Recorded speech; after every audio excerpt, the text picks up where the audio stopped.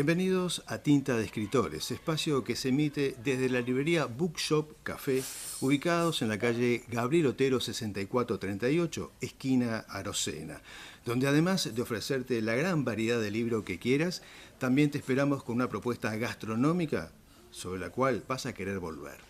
Mi nombre es Daniel Kors y con quien estoy hoy aquí es con Osvaldo Torres. Osvaldo, bienvenido. Muchas gracias, Daniel. Muchas gracias a Moa Dencroft por esta invitación. Osvaldo, según surge de tu libro, Onda del esplendor al colapso, acá hay 43 años de trabajo, de conocer todo lo que es el transporte carretero, no sé si se dice así. Interdepartamental.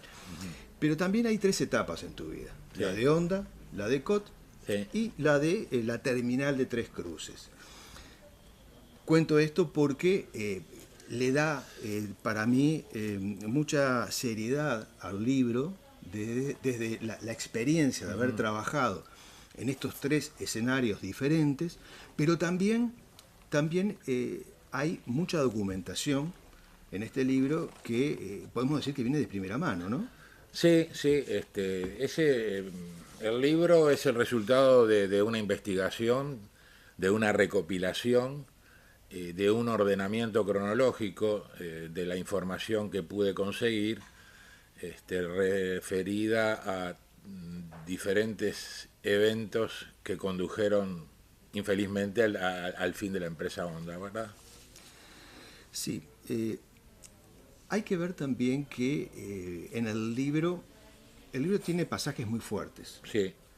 Y también es tu perspectiva, eso lo aclarás. Exacto. En el libro. Lo que también me lleva a pensar que Honda fue una de las empresas pioneras en lo que fue el transporte, que surge por 1925, ¿puede ser?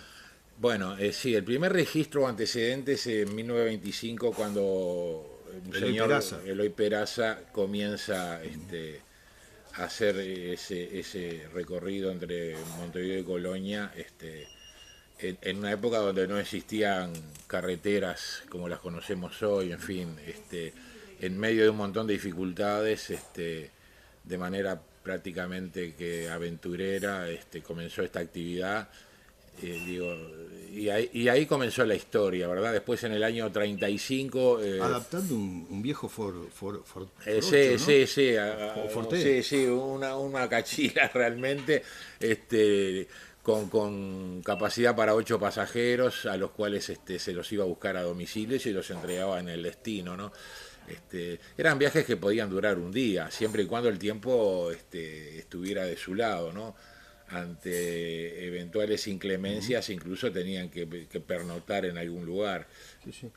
Después vino en el año 35 sobre la existencia de varias empresas que competían de manera hasta furiosa por los pasajeros que eventualmente se animaban a viajar al interior, mediante una gestión, supongo que del gobierno de la época, se pudo conciliar que todos se reunieran en lo que sería primero una cooperativa, hasta el año 40, donde se crea la sociedad anónima parcial, digamos, y la sociedad anónima definitiva, con sus estatutos fundacionales, se crea en el año 1947. Una pregunta. He notado, creo que muchos, los que hemos viajado en Onda en su momento, y en las personas que se involucraron en esa empresa como empleados, hubo un gran apego de los empleados para con la empresa. Habrá sido por toda esa historia que tú cuentas acá también, de esto que estás contando, sí, ¿no? Ese espíritu de trabajo, de lucha, de superación, que llevó de repente a un lenguaje común para que los empleados tuvieran esa aprensión con la empresa. Y sí, es casi ya como un eslogan que yo manifiesto, que Honda fue más que una empresa de transporte, ¿verdad? Honda fue una comunidad espiritual, fue una comunidad de trabajadores que se sintieron comprometidos, identificados con lo que hacían, con las herramientas que manejaban y obviamente con el destinatario final, que era el pasajero, el viajero, ¿verdad?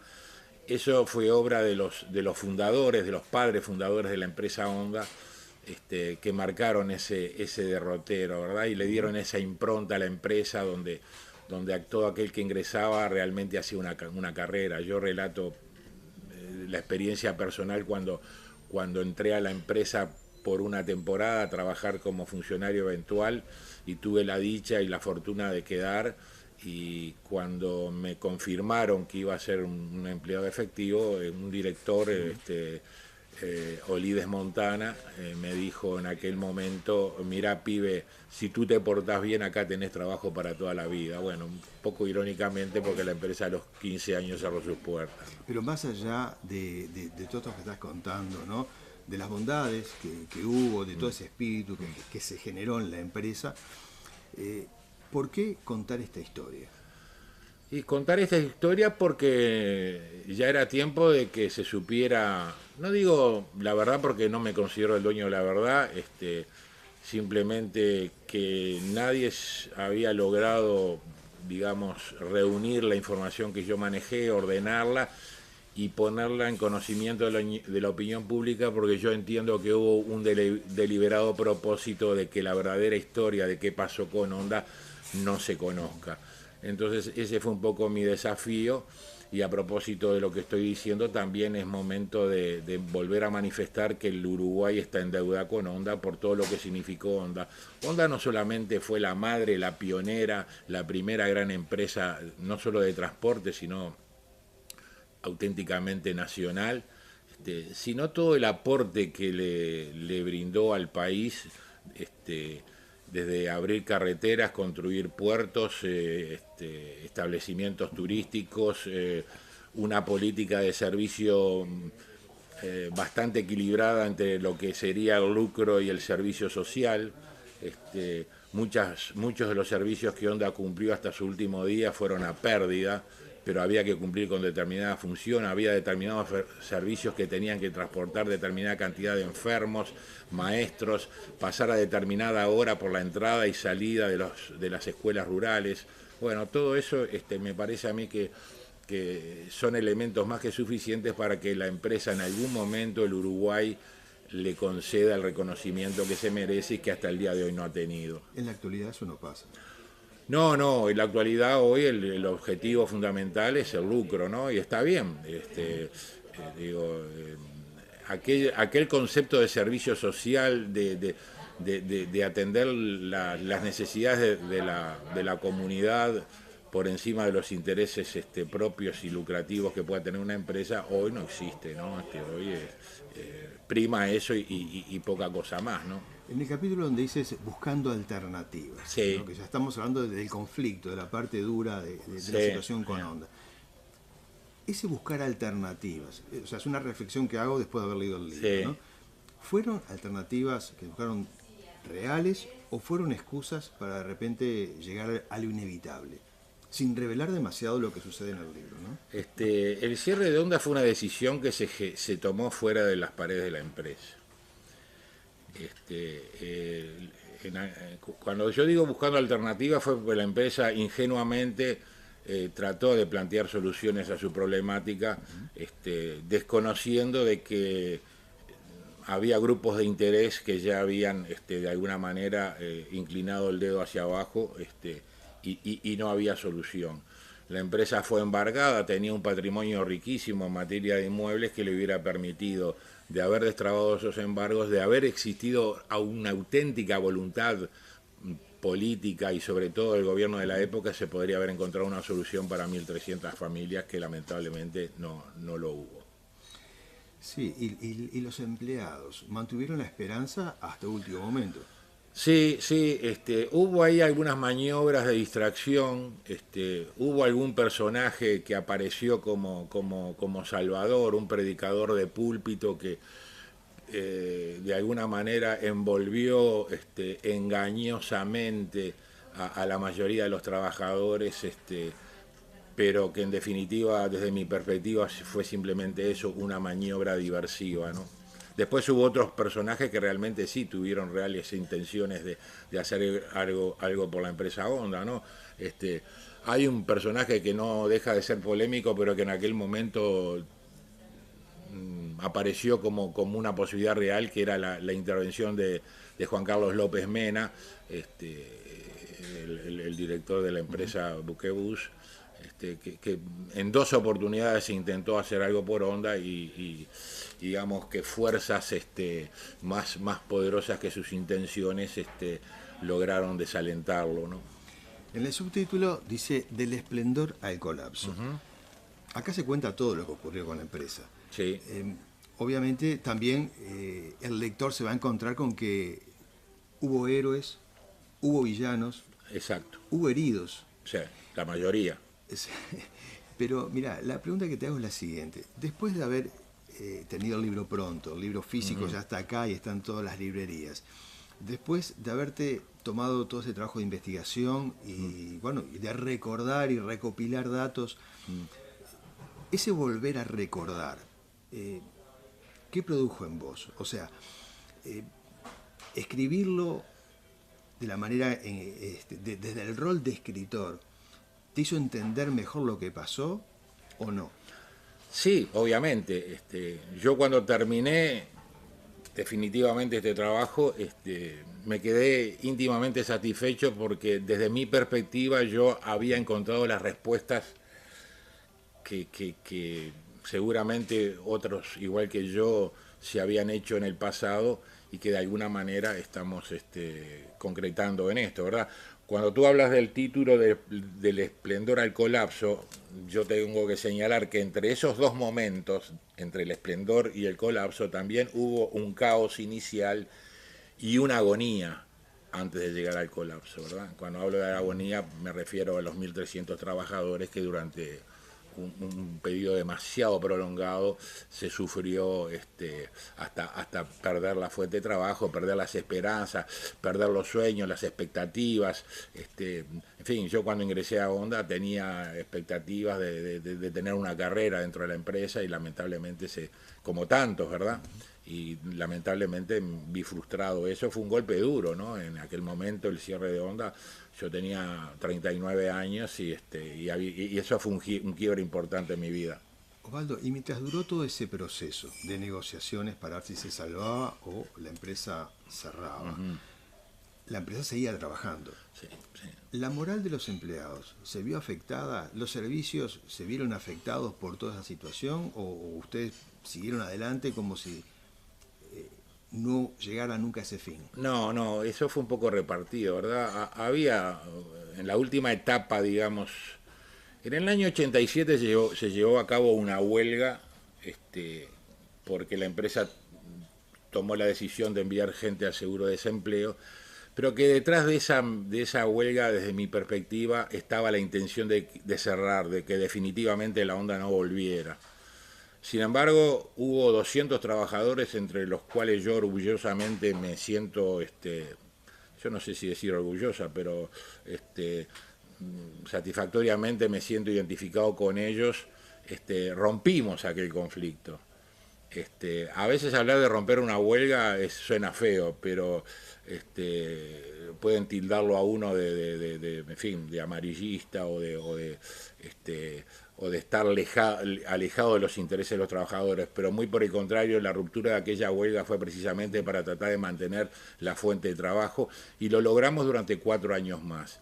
Y a lo largo de esos 4 años, hasta el fin de la empresa en el año 91, hubo un gran desaliento en la mayoría de los trabajadores, porque bueno, no cobrábamos el sueldo en fecha, veíamos como nuestras herramientas de trabajo se empezaron a deteriorar de manera grave, ¿no? Me refiero al parque automotor, y bueno, todo eso trajo como consecuencia lo que termino diciendo yo en el libro. Pero Honda, ¿había alcanzado ya su techo? ¿O visto ahora con la perspectiva que tenés, pensás que había llegado hasta allí? No. Yo pienso que pudo haber seguido. El problema es que los directivos que crearon esta organización nacional, yo digo en algún momento que no fueron honrados por sus predecesores, ¿verdad? Por los que vinieron después. Hubo errores de gestión, incompetencia, desconocimiento, un poco de soberbia. En fin, todo eso impidió que la empresa pudiera, a través de medidas más sensatas, haber zafado de este encallamiento que terminó en el hundimiento, ¿no? Sí, en algún lado del libro tú explicás que las malas decisiones pueden ser provocadas por una falta de estrategia clara. Sí, sí. Falta de competencia también, ¿no? Falta de competencia. O sea, yo en determinado momento me animo a opinar de que los últimos directivos de la empresa no estuvieron a la altura de las circunstancias, ¿verdad? Evidentemente, cometieron errores muy severos, muy graves, que yo lo señalo en el libro. Entre tantos, bueno, pretender justificar un deterioro financiero públicamente adjudicándole la responsabilidad al gobierno de la época y no asumir los errores propios. Eso fue un grave error. Al tomar Estado público eso, el gobierno dijo, ¿qué te voy a ayudar si vos mismo me estás responsabilizando a mí de los errores que ustedes cometieron? Esa fue una cosa que no, la verdad que no tiene sentido, ¿no? Aquí en la página 332 dices, Honda pasó de ser un símbolo de progreso a una empresa acosada por deudas, conflictos internos, medidas erráticas.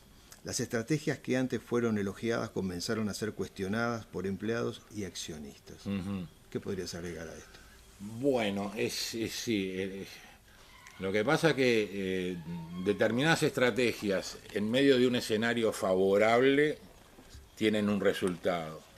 En medio de un escenario adverso no logran el objetivo.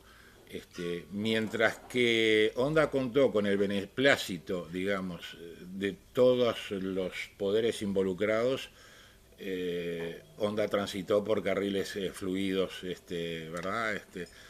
Pero cuando empezaron a aparecer obstáculos deliberados para entorpecer sus primeros operativas, su desenvolvimiento, como decisiones de los gobiernos que apuntaron directamente a perjudicar los intereses de Honda y a beneficiar otros intereses, eso por más buena voluntad y buenas intenciones no hubiera sido posible lograr nada, ¿no? Sí, en el libro está todo lo que Osvaldo nos cuenta. Creo que es un gran trabajo de investigación. Creo que es un libro que además hace reflexionar sobre los movimientos políticos, bueno, sindicales, también empresariales, y cómo todo ello opera allí de una forma que se ve reflejado también en muchas otras situaciones en el mundo, ¿no? Es un libro que creo que aclara muchas cosas, más allá de toda la documentación que tú pones acá. Es un libro que te lleva a ese tipo de reflexión. El libro está en todas las librerías del país. ¿Algo más que quieras agregar, Osvaldo? No, simplemente reiterar mi agradecimiento a tu programa, a la editorial, a ti, que asumiste digamos, el desafío, porque antes de llegar a ti estuve contactado con otras editoriales que no vieron lo que tú encontraste en mi trabajo, por lo tanto estoy eternamente agradecido, ¿no? Es una parte de nuestra historia. Exactamente. Es así. Osvaldo, gracias por acompañarnos en Tinta de Escritores y aquí en Bookshop Café. Gracias a ti también. Amigos, nos encontramos en otra entrega de Tinta de Escritores, acá, desde esta maravillosa librería con una propuesta gastronómica como solo Bookshop Café te puede dar aquí en la esquina de Otero y Arocena. Adiós.